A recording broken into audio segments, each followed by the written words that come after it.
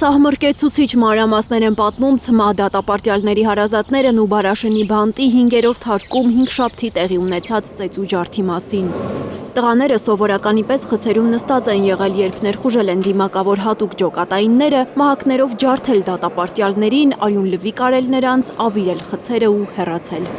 Պատմում է դատապարտյալներից մեկի մայրը, որ խնդրել է անանուն մնալ։ Տիկինը տեղեկություն ունի, որ արյունոտ ջարդից հետո որոշ բանտարկյալներ անզորությունից վնասել են երակները։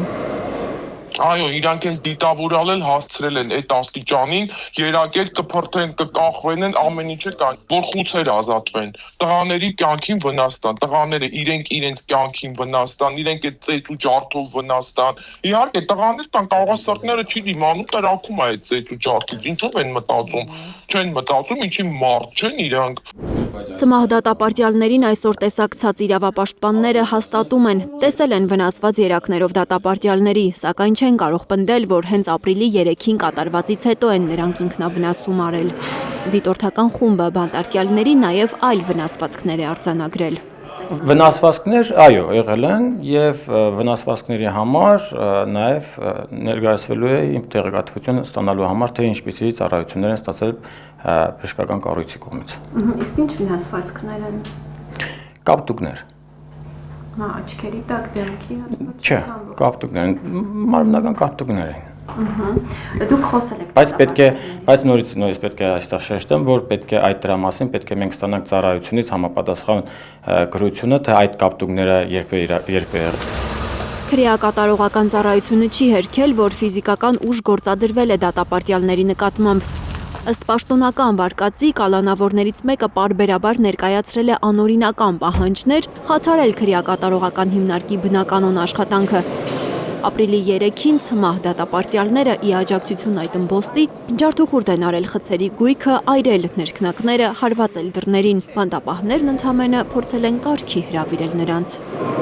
Չկա նման բան։ Ինչի պետքա իմ տղան, օրինակ, վառի իր անկողինը, եթե ինքը գիտի, որ այդ անկողնում ինքը շարունակական քնելու է, ինքը ՑՄԱ հանդեղ մնում։ Ինքը չի դուրս գալու ընդեղ, ինչի պետքա ինքը դա իր տունն է, իր տունը ավերակի վերածի։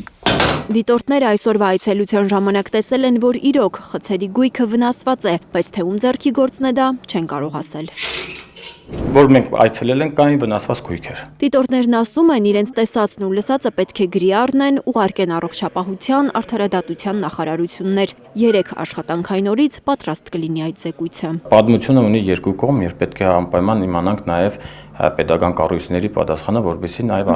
ներկայացնենք մեր արձանագրվածը, թե ինչ ենք արձանագրել այդ բային խոցը բացելու ժամանակ։ Դատապարտյալները հերքում են պաշտոնական պարզաբանումը, թե իրենց անհնազանդության պատճառով է սկսվել ծեծու ջարդը։ Իրենց տեսակետը եւ ներկայացնում են, որ գործողությունները կատարվել է օրենքի սահմաններից դուրս։ Ես ասում եմ, դա ինչ է ներկայացրել են իրենք։ Հատուկ ջոկատայինների գործողություններից հետո դատապարտյալներից մեկը հացադուլ է սկսել։ Երևի թե իրենց ազատ խուցեր են պետք։ Այս կինը ուզում է լրագրողների, իրավապաշտպանների ուշադրությունը հրավիրել ոչ միայն Նուբարաշենի բանտապահների իր խոսքով անմարդկային վերաբերմունքի, այլև այդ հիմնարկի սարսափելի վատ պայմանների վրա։ Պայմանների մասին ընդհանրապես խոսելու չի, նախ սկսենք դրսի պետքարանից, ներս մտնել հնարավոր չի, մտնում ես հոտը կպնում ավրե դուրս է գալի, ոտք դնելու տեղ չկա,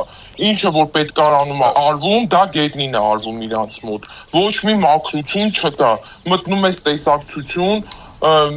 պատուհանների վրա շուշա չկա։